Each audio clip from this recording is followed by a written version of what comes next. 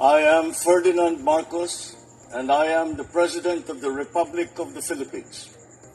I stand today on behalf of 110 million Filipinos. Hi everyone, hello universe, it's me again. Shoutout sa inyo mga kababayan. July 11, 2026. Marcos Loyalist Supporters, Filipino in OFW. Hello Philippines. Ayan, mayroon tayong upload videos, updates guys. Tungkol po dito sa komento, no, ni dating Chief Justice Ascuna. Dahil dito guys sa video ni Sara na kung saan ay pagbabanta niya laban sa Pangulo, na kung saan yan po ang unang isinalang sa article of impeachment sa impeachment trial sa Senado. So maraming nagkukomento na parang ano lang daw yun, hindi naman daw totoo. Yan po ay mga DDS yan. Oh, 'di ba? Pero kung tutuusin mo, no, ang ibig kong sabihin, marami nagsabi na hindi naman ano yun parang hindi naman totoo yung sinasabi ni Sara Duterte sa pagbabanta sa Pangulo. Ganun ba yun? Hindi nyo ba nakikita ang reaksyon ni Sara Duterte, gigil na gustong patayin ang Pangulo? Tapos sinabi niya pa kung papatayin daw siya. Kaya kinausap niya yung hitman niya na papatayin si PBBM, si FL at saka si Speaker Martin. Biro mo nyo yun kung siya ay papatayin. Ang tanong, sino ang papatay kay Sara? Sinong nagtangka sa buhay niya? Walang nagtatangka sa buhay niya. Baka gawa niya lang yun. Pero yung pagbabanta niya sa Pangulo ay napaka ano yun guys, kumbaga napakadelikado. Kasi sabi nga natin, 'di ba? O even kayo, may kakayahan siya talaga magpapatay ng tao. Kasi lahi, kumbaga nasa dugo na nila nasa dugo niya ang magpapatay ng tao. Bakit? Nasabi ko, 'di ba sabi ni Mr. Matubato, 24 years pumapatay sa ng tao dahil kay Digong. Ganun din po si si Mr. Las Cañas. Ay sus, Mario Josep guys. Kahit si Digong sinabi niya yun. Kaya nasabi ko na nasa dugo niya ang kumikitil ng tao. So may kakayahan talaga. May kakayahan dahil una-una vice presidente yan At saka maraming pera. Kaya niya magbayad ng hitman. Kayo naman guys. So kaya ito yung sinabi ni Chief. Sabi po dito guys ng The Daily Sentry, ng source natin, grave threats na yun. Obvious ba mga kababayan? Obvious na obvious, di ba? Naniniwala si dating Supreme Court Associate Justice Adolfo Ascuna. Associate Justice pala, no? Akala ko Chief Justice. Correction lang guys. Okay? Na hindi kinakailangang mapatunayan na itinuloy ni VP Sara Duterte ang umano'y banta upang masabing may kasong grave threats. OMGs. Bakit guys sa Amerika? Itong 1 month ago nabasa ko ang isang Amerikano na pinagbantaan niya ang buhay ni President Trump. Nakita po yun. Ilang oras lang mga kababayan, dinampot sa bahay. Hanggang ngayon nakulong. Hindi lang nakulong, nagbayad ng malaking multa. Biro nyo yun.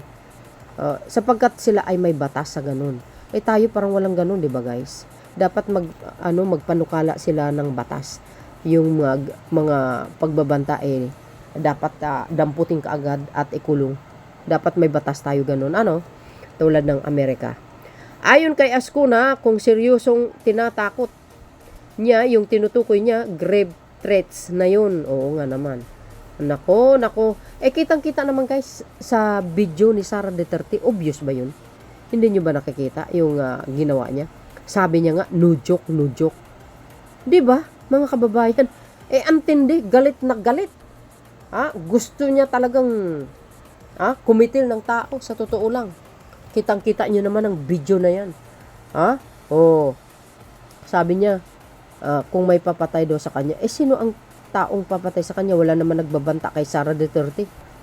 Walang nagbabanta. Sa totoo lang. Baka gawa niya lang yun. Dagdag pa niya, a serious threats does not have to be implemented as long as nakakatakot talaga at seryoso. That is a grave threats already. Oh, so obvious na obvious yung sinabi ni Sara Duterte, nakausap niya yung hitman niya, napapatayin si Pangulong Marcos Jr., si FL at ang dating speaker. Obvious ba? Eh, may karugtong pa. No joke, no joke. Oh, 'di ba? Seryoso 'yun, guys. Nakakatakot yung itsura niya. Nanlilisik ang mga mata. Oh, ang pahayag ni Ascuna ay kaugnay ng usapin sa impeachment trial ni Vice President Sara Duterte hinggil sa umano'y pagbabanta laban kina Pangulong Ferdinand Marcos Jr., First Lady Aranita Marcos at ang dating Speaker Martin Romualdez. Goes. Sa tingin nyo, guys, of course, sa tingin nyo, totoo yun. O, diba, galit na galit. Saan ka makakita, diba? Sobrang kayabangan niya. Akala mo kung sino. Akala mo hawak niya ang Pilipinas, pag-aari niya ang Pilipinas, basta-basta na lang na pagbabantaan ang mga Pilipino, especially the President. Ibig sabihin, basta-basta niya lang pagbabantaan ang hinalal ng taong bayan na si Pangulong Marcos Jr. Biro nyo yun, 'di ba? Gawain ba ng isang matinong vice presidente yun, yung pagbabantaan mo ang isang pangulo ng bansa? Mabuti nga ito si PBBM, napakabait, hindi marunong rumisbak kahit inaalipusta itong kampo ni Sara Duterte, kahit iyan yung mga kapatid niya kung anong pinagsasabi sa pangulo. Ina-underestimate ang kakayahan ng pangulo. Biro nyo yun? Grabe. Kung kaano nila binabastos ang pangulo. Kayo, naririnig nyo ba ang pagbabastos ni Pangulong Marcos Jr. dito sa mga Duterte? Wala. Pero itong mga Duterte, parang mga askal, mga asong ulul, barking everywhere. Kung anong pinagsasabi. Diba? Kung seryosong tinatakot niya, yung tinutukoy niya, grave threats na yun. Yun ay seryoso threats does not have to be implemented. As long as nakakatakot talaga at seryoso, that is a grave threats already. Sabi ni retired Supreme Court Justice Adolfo Ascuna. Biro nyo yun. Sabi nga man nagkukomento, dabin yung sinasabi. Basta pinagbantaan tapos. Tama nga naman, di ba? Pwede ding tama yung sinabi mo, sir. Pero mas tama siguro kung sabihin kung natakot talaga ng sobra yung pinagbantaan ay grave threats. Yun ay madaling patunayan na totoong natakot if nag-file ng kaso. Dahil hindi naman nag-file, hindi natakot. Gunggong ka pala eh. Nandun na nga sa article of impeachment. Saka po, siyempre, di ba? Na yun. Kumbaga, matik na yun.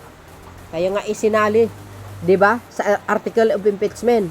Dahil kung hindi natakot ang Pangulo, di sasabihin niya sana sa House Committee on Justice, wag nyo na isali yan. Yung treat na yan.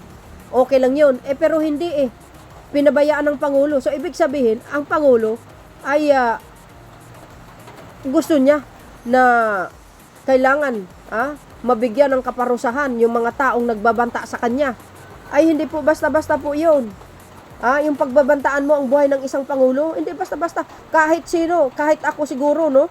Kung ako man ang Pangulo ng Pilipinas, hindi naman mangyayari yun, guys. Halimbawa lang, talaga, hayaan ko ang House Committee on Justice or sino man ang nagsampa ng kaso laban dito kay Sara Duterte tungkol dito sa article of impeachment na ito na isinama ang threats ay yung banta sa Pangulo. Siyempre, payag na payag ako. Dahil hindi nag-react ang Pangulo, isinama sa article impeachment, ibig sabihin, ang Pangulo ay sang-ayon. In my own opinion, guys, sa pananaw ko lang, wala naman sinabi ang Pangulo. Pero sa tingin ko lang, matik na yun. Diba? Kasi kung ayaw niya na isali sa article of impeachment, siyempre sisitahin niya. Sasabihin niya, wag nyo na isali yan. Pero hindi eh. So, ibig sabihin, talagang totoo yun. Yung grave threats na yan. Dahil sinabi rin naman ng Pangulo, hindi niya rin palagpasin ang mga ganyang mga klaseng pag-uugali. Diba? Common sense naman yung sinabi niya, mga kababayan. Sinabi niya po yan sa kanyang interview. Hindi niya palalagpasin ang ganitong mga pag-uugali ng mga tao. Ganitong pagbabanta, hindi niya palampasin. Matik na yun. Yung mga DDS na natambay lang sa FB at TikTok, yung mga vlogger kuno, makikipagtalo pa siyan sila sa dating Supreme Court Justice. Kaya nga mga siraulo. Oh. Ang ginoong Vice Presidente ay defense niya dahil nasa delikadong sitwasyon. Ang tanong, sino ang nagbabanta sa Vice Presidente? Walang delikado sa buhay niya. Walang nagbabanta. Sinabi niya lang yun. O sila that time kasama niya ang staff niya. Jesus! Sino naman ang nagbabanta sa kanya? Oh, baliktad naman ang utak mo. Baka siya. Oh, 'di ba? Oh, see the hatred of Sarah? Yes. Sobra. No joke nga A threat is a threat. The defense did not deny the video or her words. What they did is the even justify her words. Tama. O, di ba? Ang taong bayan saksi. O, dapat lang ng available retired Supreme Court Justice in 1 week court proceedings para maging observer. O, dapat lang talaga. Wala na file ng affidavit, nag-complain, ibig sabihin hindi siya natakot. Then it seems he doesn't take as a serious matter. Ayun na nga kung hindi nga natakot ang Pangulong Marcos Jr., sana isinita niya ng House Committee on Justice. Nung ipinadala sa Senado yon, yung article of impeachment, sana sinabi ng Pangulo, huwag nyo na isali dyan yung banta sa akin, okay na yon. Pero hindi hindi niya sinita. So ibig sabihin, totoo yun.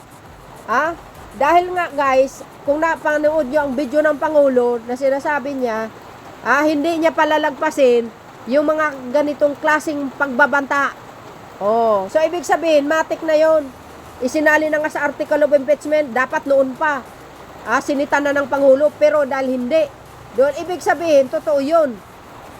No one is above the law. Alam nyo ba, yon mga senator judges, hindi na nga tinangka i-deny. Nahirapan na nga magpalusot. Correct. No joke. So serious talaga at may gigil pang kasama with criminal intent talaga. 'Di ba? Totoo naman 'yun, guys.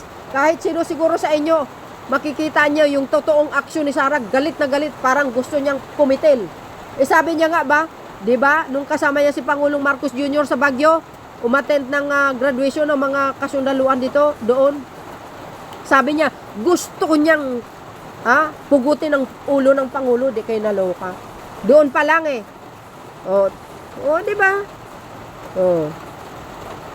Kaya nga sabi ko nga, ito si Sara Duterte, hindi ko alam mo ito kung nakabatak kung anong pinagsasabi. Tapos bandang huli, sasabi niya, hindi naman totoo yun. Wala naman akong sinasabi, sira ulo talaga rin no? Di ba? Tama kaya ang maghigpit ang security ng Pangulo? Oo naman, naghigpit talaga. Super duper ang paghigpit. Bantaan ka ng ganito within your barangay, village, hindi mo ba i-report sa pulis para kung mangyari sa'yo, alam nila at hahanapin. Hindi niya na kailangan yon na i-report kasi taong bayan ang nakasaksi. Nakikita ng sambayan ng Pilipino yon. So, ibig sabihin, dahil nakita ng sambayan ng Pilipino, yun. Kaya nga, na-report agad ito sa NBI at NBI ang nag-imbestiga. Kaya yun na nga Mahabang live stream yan. Pwedeng confirm ang sources ng live sa Facebook live yata ito. Live nga yan. Ipinost nga doon kay Harry Duque. Hindi na kailangan ng Pangulo ang mag-file ng kaso. Ang NBI na nga. Ang kulit talaga itong mga DDS na ito Ito guys correct me if I'm wrong. So, ibig sabihin mga kababayan, kung talagang hindi natakot ang Pangulo, dapat sinita niya ng House Committee on Justice na wag na isali sa article of impeachment or yung mga nagsampa ng kaso laban kay Sara Duterte sa pagbabanta sa kanya. At ganun din po ang NBI. Sinita na sana ng Pangulo na wag na kayong mag-imbestiga. Di ba? Kaso hindi Hindi na kailangan ng Pangulo na mag-file ng kaso. Mismo ng NBI natural. Chief executive yan Kailangan talaga. Di ba? So ngayon, nangyari na. Sabi niya no joke. Talaga. Malaking yan guys. Malakas na ebidensya laban kay Sara Duterte. Kahit balik tarin nyo man ng mundo.